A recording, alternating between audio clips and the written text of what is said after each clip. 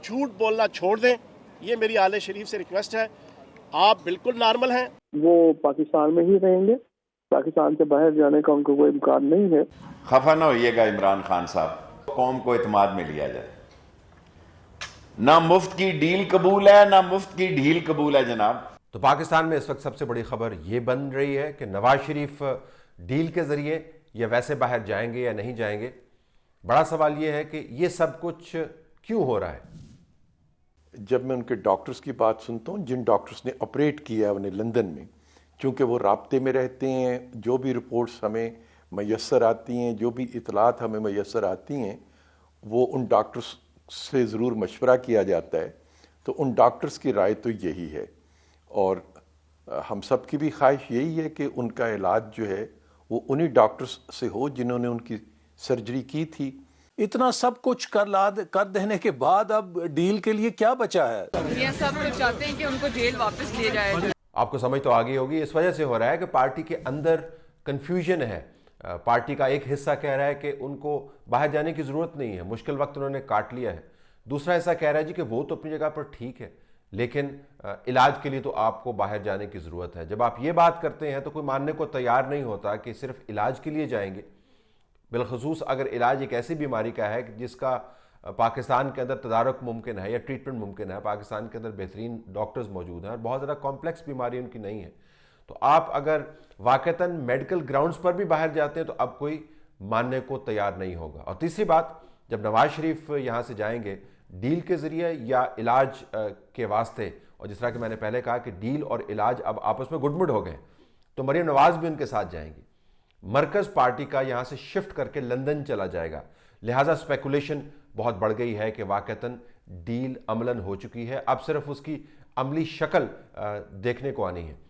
ये जानने से पहले कि डील के नतायज क्या निकल सकते हैं, नवाज शरीफ के बाहर जाने के नतायज क्या निकल सकते हैं, यह भी वजाहत करना ज़रूरी है कि इस डील का इस हुकूमत के साथ कोई ताल्लुक वास्ता नहीं है। ये हुकूमत इन मामलात से बिल्कुल परे है। इस हुकूमत को कहा जाता है खड़े हो जाएं, ये खड़े हो जाते हैं, इनको कहा जाता है ये बैठ जाएं, ये बैठ जाते हैं, इनके मिनिस्टर्स को कहा जाता है कि उसकी ऐसी की तैसी कर दें, वो कर देते हैं, इनको कहा जाता है कि बहुत हो गया आप चुप कर जाएं, चुप कर जाते हैं। तो डील अगर होगी तो पाकिस्तान की मुस्तकिल सियासी जमात यानी इस्टेब्लिशमेंट के साथ होगी। ये मामला भी ज़ाहिर छुपा हुआ नहीं रहेगा। अब नवाज शरीफ अगर मुल्क से बाहर जाते हैं मरीम नवाज समेत, तो क्या क्या मामलात वो पीछे छोड़ के जाएंगे, और इस मरतबा गए तो क्या वापस आएंगे। इम्प्लीकेशंस आपके सामने हम रख देते हैं। पहली इम्प्लीकेशन तो वाज़ेह है कि नवाज शरीफ की गैर मौजूदगी के अंदर पार्टी कौन चलाएगा? शहबाज शरीफ साहब चलाएंगे। शहबाज शरीफ साहब कैसे चलाएंगे? वैसे ही चलाएंगे जैसे उन्होंने मार्च किया नवाज शरीफ को लेने के लिए एयरपोर्ट जाने तक, यानी माल रोड के गिर्द ही घूमते रहे, या वैसे चलाएंगे जैसे पार्टी के अंदर एक अमूमी तौर पर सख्त गिर रवैया रखने वाले लीडरान कहते हैं। तो इनकी गैर मौजूदगी में शहबाज शरीफ की सियासी उड़ान और उठान क्या होगी, ये बहुत बड़ा सवाल है।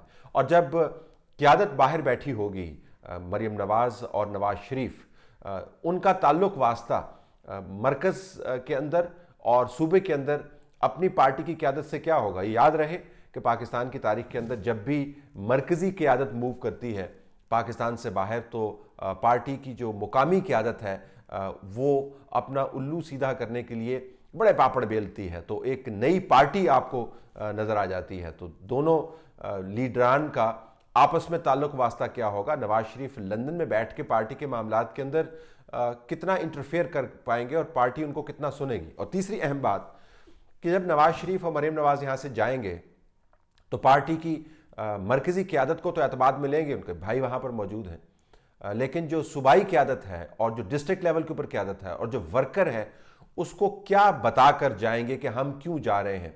दोबारा इसको दोहरा देते हैं कि नवाज शरीफ किसी भी वजह से मुल्क से जाएंगे तो कोई ये मानने को तैयार नहीं होगा कि हेल्थ रीजंस की वजह से जा पा रहे हैं। सब यही कहेंगे जी कि मामला तय करके जा पा रहे हैं। तो आपको कोई ना कोई बयानिया बताना होगा वर्कर को, जो वर्कर आपके साथ खड़ा रहा है, जिसको आप लेकर जीटी रोड के ऊपर गए, जिसको आपने कहा कि मैं आपको बताऊंगा, जिसको आपने कहा कि मैंने इतनी पेशियाँ भुगती हैं, अब मैं डील क्यों करूंगा। अगर वो वर्कर ये देखेगा कि आपका जहाज़ टेक ऑफ कर रहा है किसी भी वजह से, तो उसको आप बताकर क्या जाएंगे। और फिर सबसे अहम बात, वापस आने का क्या उसको बता के जाएंगे, और वो क्यों कर एतमाद करेगा आप पर कि आप वाकईतन वापस आएंगे।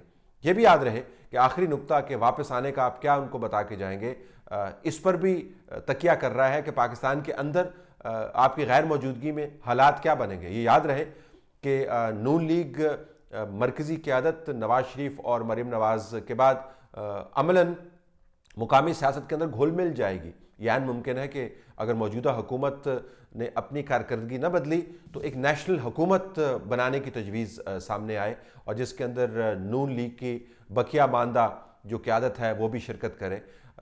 ये मामला सिर्फ महीनों पर मुहित नहीं होगा। तजवीज़ ये भी है कि अगर मौजूदा हुकूमत की कारकर्दगी ठीक नहीं है तो 3-4 साल के लिए एक नेशनल हुकूमत बना देनी चाहिए ताकि मुल्क को सही तरीके से चलाया जाए। वो नेशनल हुकूमत बने, पार्टी के अंदर हिस्से बखरे हों, मुकामी क़यादत कहीं और चली जाए, वर्कर डीमोरलाइज हो जाए। ये जहन में रखना होगा कि नवाज शरीफ और मरीम नवाज किसी भी वजह से अगर मुल्क से बाहर जाते हैं तो ना सिर्फ दरवाजे बंद करके जा रहे होंगे बल्कि वापस आने के लिए जो खिड़की भी खुली रह गई है वो भी बंद हो रही होगी। ये रिस्क वो ले सकते हैं या नहीं ले सकते हैं। उनकी सियासी उम्र के अंदर बहुत से उतार चढ़ाव आए हैं। पिछले चंद सालों में तो तगय्युर और तबद्दुल ने एक तूफ़ान की कैफियत अपनाए रखी है, लेकिन ये फ़ैसला कि उन्होंने अब मुल्क से बाहर जाना है या नहीं जाना है, उन तमाम तगय्युर तबद्दुल और तब्दीलियों पर हावी आपको नज़र आता है। अगर इस मरतबा वो मुल्क से बाहर जाएंगे हेल्थ रीजंस को कोट करते हुए तो फिर ये याद रहे कि वापस सियासत के अंदर आने की उम्मीद अगले चंद सालों के अंदर उनको नहीं रखनी चाहिए।